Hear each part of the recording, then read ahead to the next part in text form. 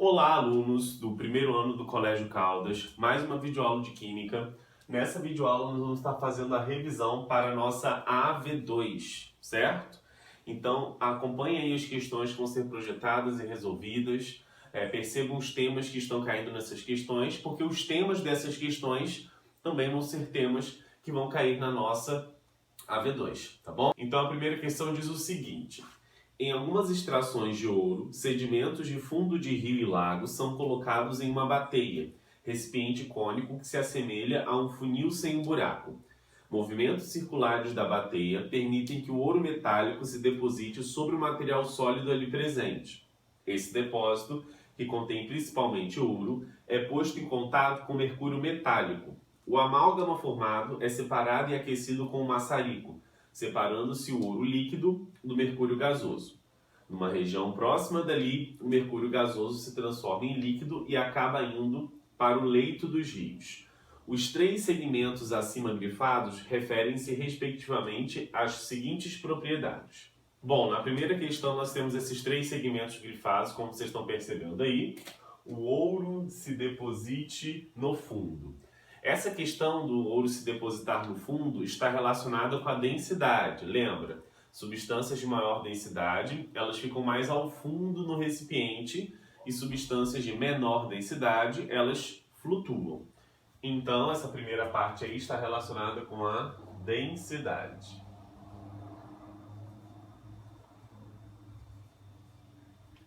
Segunda parte grifada. O amálgama formado é separado e aquecido com maçarico. Quando ele é aquecido com maçarico, isso está relacionado com uma propriedade física que é a temperatura de ebulição. Então aqui, temperatura de ebulição. Bom, a terceira parte grifada, o mercúrio gasoso se transforma em líquido. Bom, a transformação de uma substância do estado gasoso para o líquido é a liquefação. Então aqui seria a temperatura de liquefação.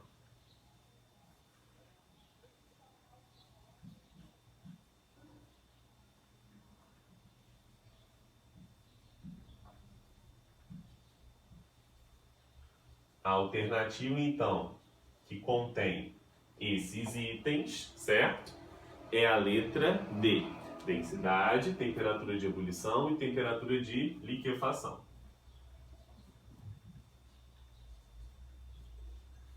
E o tema dessa questão é propriedades da matéria, tá bom? Então estudem aí propriedades da matéria.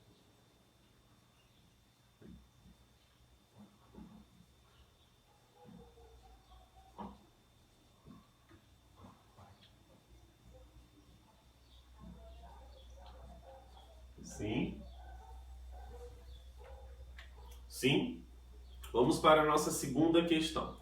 A segunda questão diz o seguinte: na atual estrutura social, o abastecimento de água tratada desempenha um papel fundamental para a prevenção de doenças. Entretanto, a população mais carente é a que mais sofre com a falta de água tratada. Em geral, pela falta de estações de tratamento de água capazes de fornecer o volume de água necessário para o abastecimento ou pela falta de distribuição dessa água. Então aí eu tenho um esquema sobre o tratamento de água, eu tenho o rio, tenho um bombeamento dessa água do rio, a água passa por carvão ativado, coagulante, cal hidratada, certo? Depois eu tenho a floculação, decantação, filtração. Na etapa 5 eu tenho aí flúor, amônia, cloro e cal, reservatório de água tratada, distribuição, reservatório dos bairros.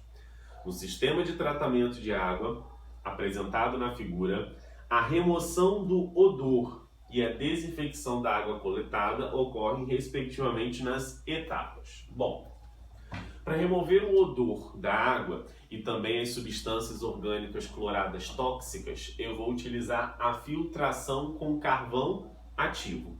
Então essa etapa de remoção de odor é filtração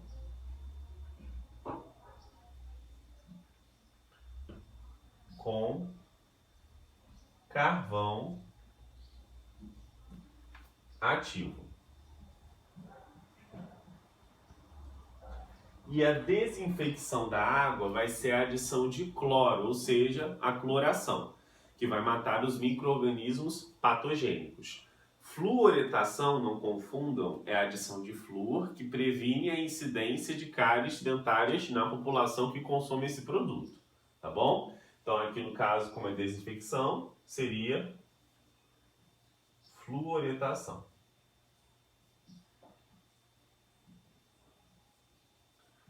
Bom, as etapas que tem essa filtração com carvão ativo e a fluoretação seriam as etapas 2, carvão ativado, tá ali na imagem, certo? E a etapa 5, que eu tenho a adição de flúor aí, tá bom? Então 2 e 5 seria a nossa letra D.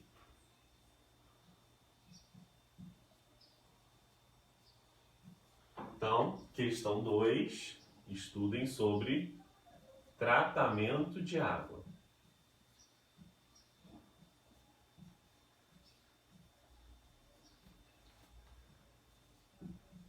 Saber as etapas, certo? Saber o que acontece em cada etapa. É muito importante isso daqui. Questão 3 fala o seguinte. Então, tem aí um fluxograma, que está representado aí na figura da questão 3, tá bom? E que eu projetei aqui para o quadro. E ele fala o seguinte aí. Os nomes dos processos 1, 2 e 3, representados pelo fluxograma acima, e referentes à separação dos componentes da mistura são respectivamente. No processo 1 aí, nós temos a separação da limalha de ferro do sal e da areia, porque no início nós tínhamos sal de cozinha, areia e limalha de ferro. Se nesse processo 1 eu separei só a limalha de ferro, e nós sabemos que a limalha de ferro, né, é uma substância sólida, certo? E o ferro é um dos 3 metais que são atraídos pelo campo magnético de um ímã, que são só apenas 3, ferro, cobalto e níquel, e as ligas metálicas que contêm esses elementos. Então, no processo 1, eu poderia estar utilizando separação magnética ou imantação, tá bom? Os 2 nomes aí estão corretos.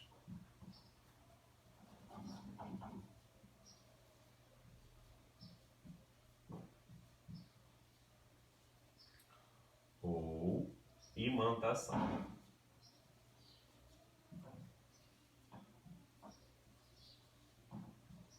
Bom, depois aqui eu tenho sal mais areia, adiciono água, essa água vai dissolver uma fração, ou seja, o sal, né? A areia não vai se dissolver e logo depois eu tenho um processo 2 que separa a areia da solução aquosa, certo? De água e sal.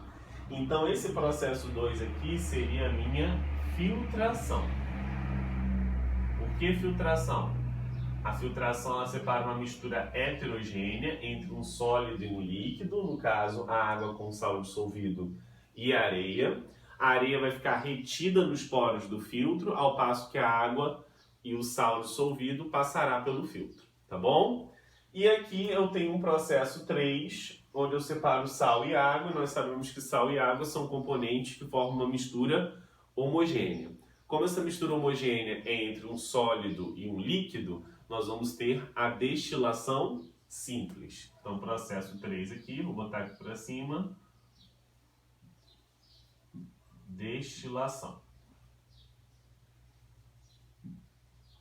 Tá bom?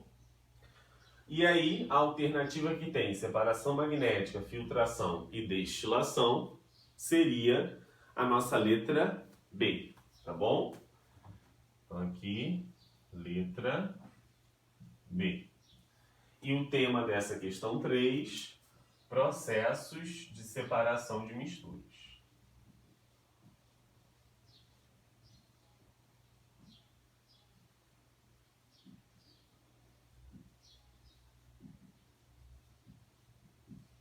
Então estude aí um pouco sobre processos de separação de misturas, que ele também vai estar caindo na nossa AV2, tá bom? Vamos para a nossa questão 4. A questão 4 diz o seguinte: o fenômeno da supercondução de eletricidade, descoberto em 1911, voltou a ser objeto de atenção no mundo científico com a constatação de Bernoulli e Miller, de que materiais cerâmicos podem exibir esse tipo de comportamento, valendo um prêmio Nobel a esses físicos em 1987. Um dos elementos químicos mais importantes na formulação da cerâmica supercondutora é o ítrio. Ele quer saber o número de camadas e o número de elétrons mais energéticos para o ítrio. Bom, gente, ele dá o número atômico do ítrio aí, que é 39.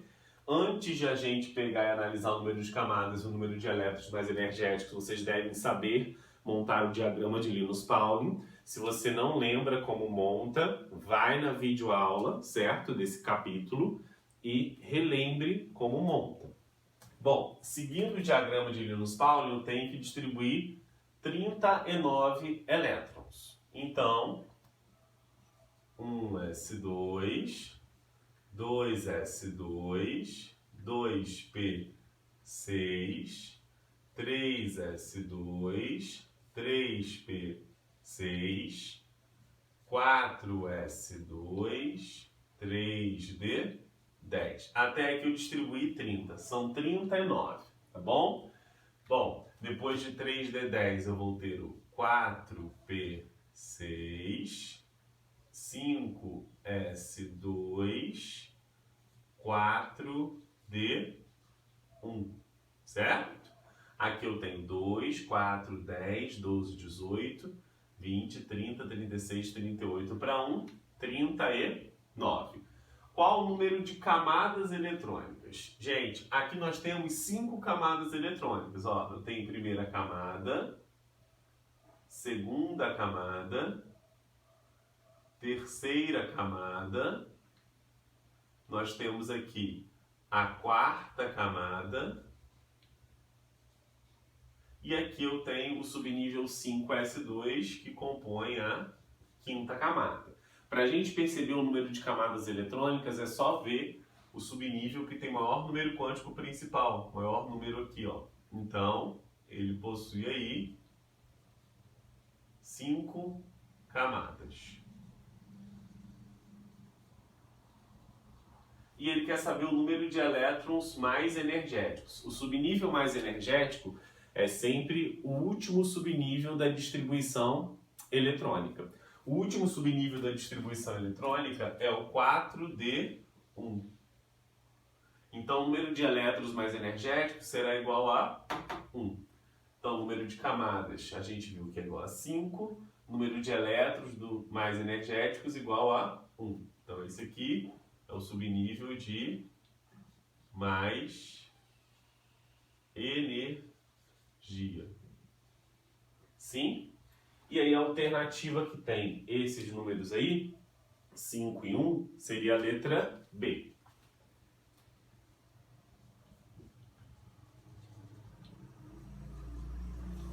Tanto a questão 4 quanto a questão 5, o conteúdo é distribuição eletrônica.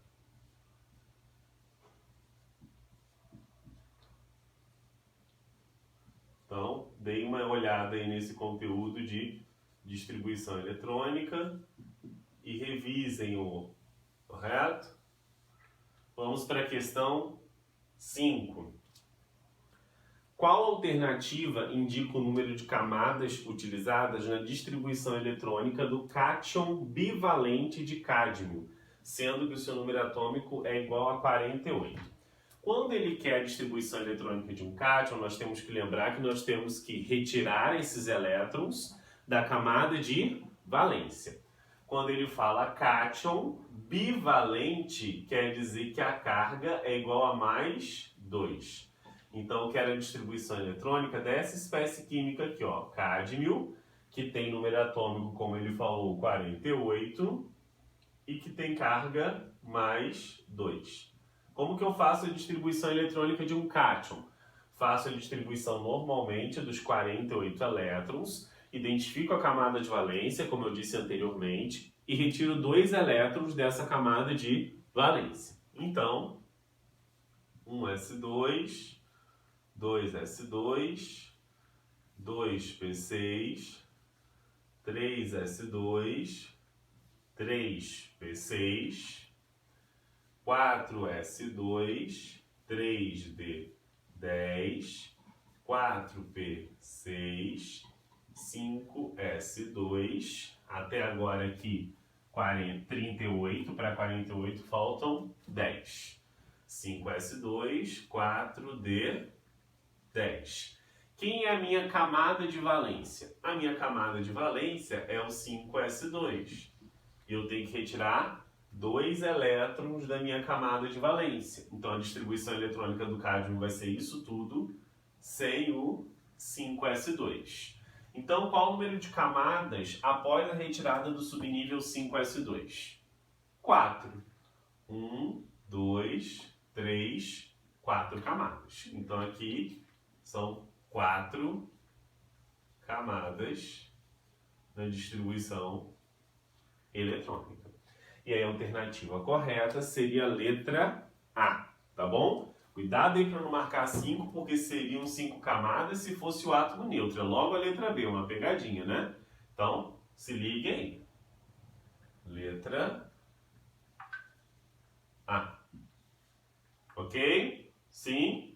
Bom, vamos para a próxima questão, que é a questão 6, que diz o seguinte: quantos átomos de carbono estão presentes em um diamante de 1,5 quilates? E ele dá um dado aí que 1 quilate é igual a 200 miligramas. Bom, então ele quer saber a quantidade de átomo presente em 1,5 quilates. A primeira coisa que nós temos que saber é a massa existente em 1,5 quilates. Se eu sei que 1 quilates é igual a 200 miligramas, então vou pegar esses 200 e multiplicar por 1,5. 200 vezes 1 vez e meia vai ser igual a 300 miligramas. Bom, como sempre relaciono a quantidade de átomos com a massa de uma substância em grama, eu tenho que converter essa quantidade que está em miligrama para grama. Ou seja, eu vou dividir por 1000. Quando eu divido por 1000, quer dizer que vai ser 3 dividido por 10, que vai ser igual a 0,3 gramas de carbono. Agora, eu tenho que pegar e consultar a tabela periódica, tá? Para saber a massa desse carbono. A massa do carbono lá na tabela periódica é igual a 12 gramas. Então, quer dizer que quando eu tenho 6 vezes 10 a 23 átomos, eu tenho uma quantidade de carbono que representa 12 gramas, certo? Quando eu tiver 0,3 gramas de carbono, eu vou ter X átomos. Correto? Bom, daqui você multiplica meios por extremos, e aí a gente vai achar que 12 vezes x, 12x. 6 vezes 10 a 23 vezes 0,3, esse 0,3 aí é a mesma coisa que 3 vezes 10 a menos 1. Então 6 vezes 3 vai dar 18. 10 a 23 vezes 10 a 1, você repete a base que é o 10, que é uma potência de base 10, e somos expoentes. Então, 23 menos 1, 22. Então aqui vai dar 18 vezes 10 a 22. Então, quer dizer que meu x aqui vai ser igual a 18 vezes 10 a 22 dividido por 12, correto? O x vai ser igual a 1,5 vezes 10 a 22. 1,5 vezes 10 a 22 seria a nossa letra C.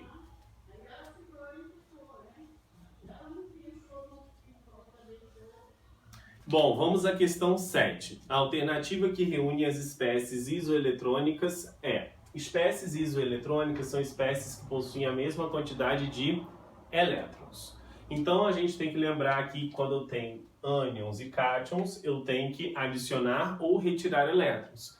E quando eu tenho um átomo neutro no estado fundamental, sem essas cargas, quer dizer que o número atômico, que é o número que fica embaixo, é igual ao número de prótons e elétrons. Mas quando eu tenho um cátion e um ânion, quer dizer que eu perdi ou ganhei elétrons. No caso aqui do N3-, que é o nitreto, né, a gente vai ter que ver qual é o número de elétrons dele. Ele tinha 7, que quando ele está neutro ele tem a mesma quantidade de prótons e elétrons, ganhando 3 ficou com 10.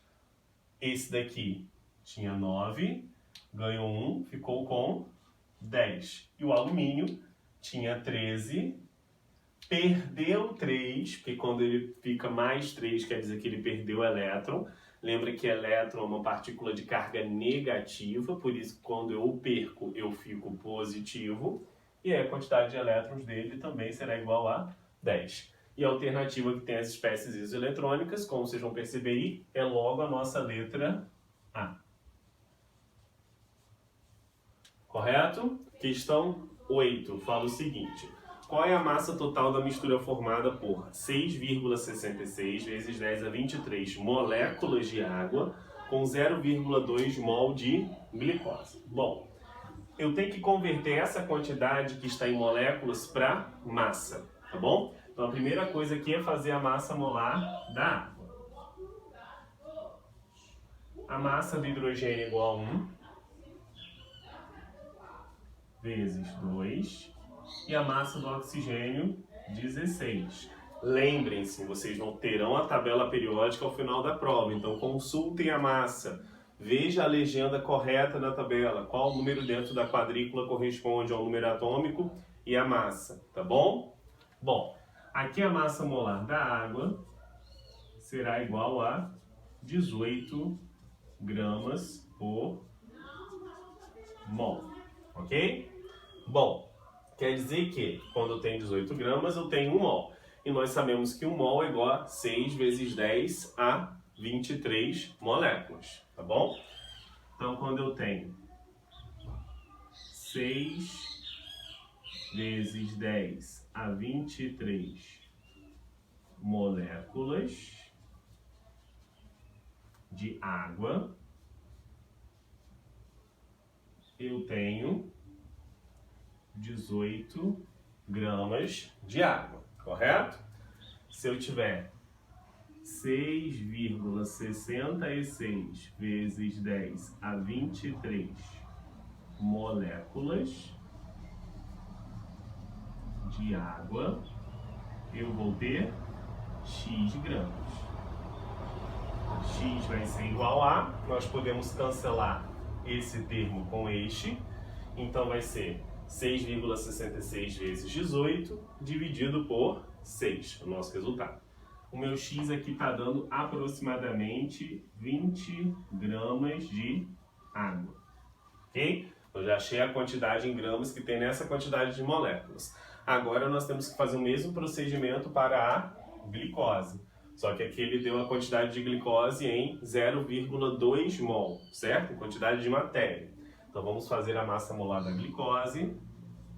C6H12O6. Bom, o carbono tem massa 12 gramas. Como eu tenho 6 carbonos vezes 6. O hidrogênio tem massa 1 grama, como eu tenho 12 vezes 12. O oxigênio tem massa 16 gramas, como eu tenho 6 vezes 6. A massa molar da glicose será igual a 180 gramas por mol. Vocês podem fazer a conta aí e as multiplicações. Isso quer dizer que 1 mol de glicose possui 180 gramas. Só que eu não tenho 1 mol, eu tenho 0,2 mol. 0,2 mol de glicose vai ser igual a X gramas. Então quer dizer que meu X vai ser igual a 0,2 vezes 180, que é a mesma coisa que 20% de 180. 10% é 18, 20%, 36. 36 gramas de glicose, C6H12O6. Então quer dizer que a minha massa total aqui vai ser a soma das duas massas, 20 mais 36. Então quer dizer que a minha massa total aqui vai ser igual a 56 gramas. A alternativa que tem 56 gramas aí é a letra E.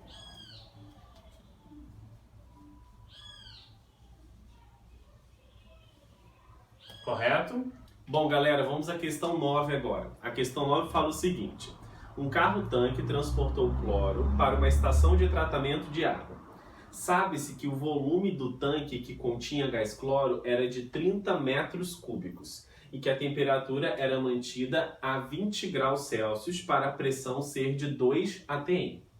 E que, na estação de tratamento de água, esse cloro foi transferido para um reservatório de 50 metros cúbicos, mantido a 293 Kelvin. Então ele deu outra temperatura aí. Ao passar do carro-tanque para o reservatório, o gás sofreu uma transformação e a pressão do reservatório era... As lacunas são completamente preenchidas, respectivamente, com os dados. Bom, então vamos à resolução da questão, certo? Primeiro, a gente tem que lembrar da equação geral de transformação de um gás. A equação geral de transformação de um gás é pressão inicial vezes o volume inicial sobre a temperatura inicial é igual a pressão final vezes o volume final sobre a temperatura final. A gente vai perceber que essa transformação é uma transformação isotérmica. Por quê? A pressão aqui nessa equação ela tem que ser dada em atm. As duas pressões vão ser dadas em atm e essa daqui nós iremos descobrir, tá bom? O volume ele tem que ser dado em litro. E a temperatura ela tem que estar em Kelvin. A temperatura inicial aqui está em graus Celsius. Como é que eu passo de graus Celsius para Kelvin? É só somar 273. Então, quando eu somo 273 aqui, eu vou ter a temperatura em Kelvin. E aí a temperatura aqui vai ser igual a 293 Kelvin. Então, nós percebemos que a temperatura no início e no final, ela é a mesma. Quando numa transformação gasosa a temperatura permanece constante, quer dizer que essa é uma transformação isotérmica.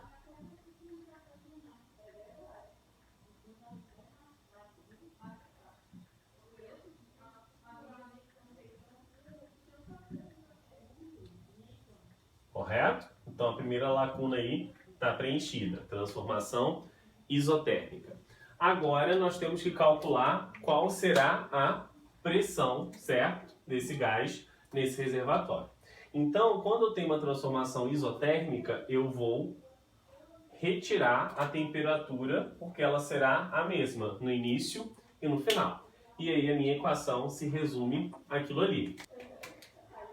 Pressão inicial vezes o volume inicial, pressão final vezes o volume final. Quem é a minha pressão inicial? A minha pressão inicial ele deu 2. Quem é o meu volume inicial? 30 metros cúbicos, correto? Bom, aqui, gente, se eu deixar o volume em metro cúbico, não tem problema. Porque nesse caso, o volume inicial foi dado em metro cúbico e o volume final também foi dado em metro cúbico, tá bom? Mas geralmente o padrão que é utilizado nessas equações gerais é o volume em litro. Então aqui eu vou botar 30. Pressão final é o que eu quero descobrir. E o volume final igual a 50. Então, quer dizer que a minha pressão final vai ser igual a 60 dividido por 50, que é a mesma coisa que 6 dividido por 5. Então, quer dizer que a minha pressão final vai ser igual a 1,2 atm. 1,2 atm aí corresponde à letra A, isotérmica, 1,2 atm.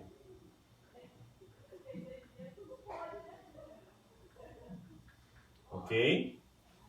Então, isso daqui, o tema dessa questão, para vocês estudarem, transformações gasosas, tá?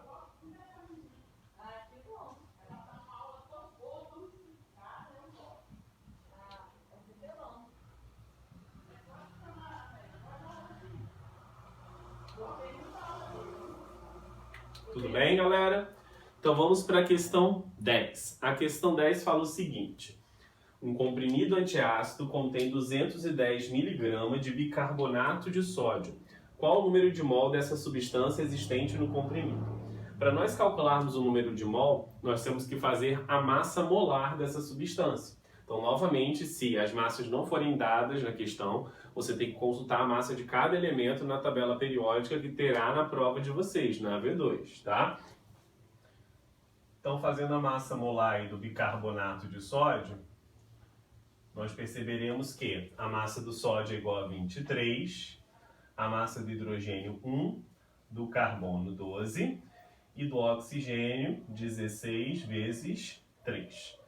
Então, quer dizer que a minha massa molar do bicarbonato de sódio será igual a 23 com 24, 24 com 12 vai ser igual a 36, 16 vezes 3, 48, 48 com 36 vai dar 84 gramas por mol, ok? Bom, quer dizer que 1 mol de bicarbonato de sódio possui uma massa de 84 gramas. Só que eu não tenho essa massa em comprimido, eu tenho 210 miligramas, que eu tenho que dividir por 1000, porque o mol relaciono com a massa em gramas. Dividindo 210 por 1000 vai dar 0,21 gramas. Então, quando eu tiver 0,21 gramas, eu terei X mol de bicarbonato.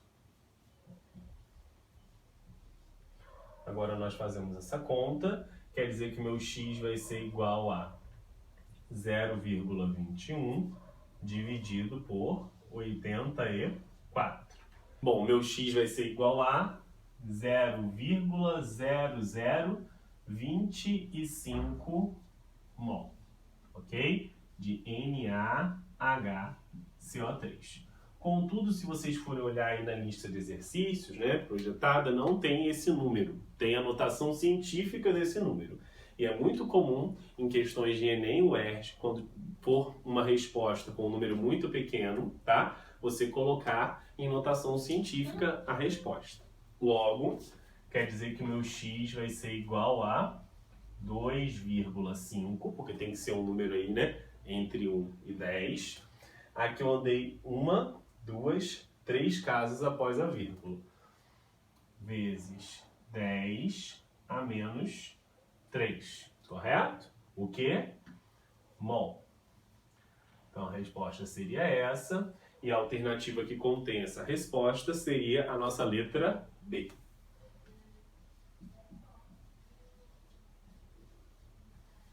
Correto, gente? Então é isso. Espero que vocês façam uma boa prova. Esses são os temas que caem. O tema dessa última questão 10 aqui, relação numérica do mol, tá?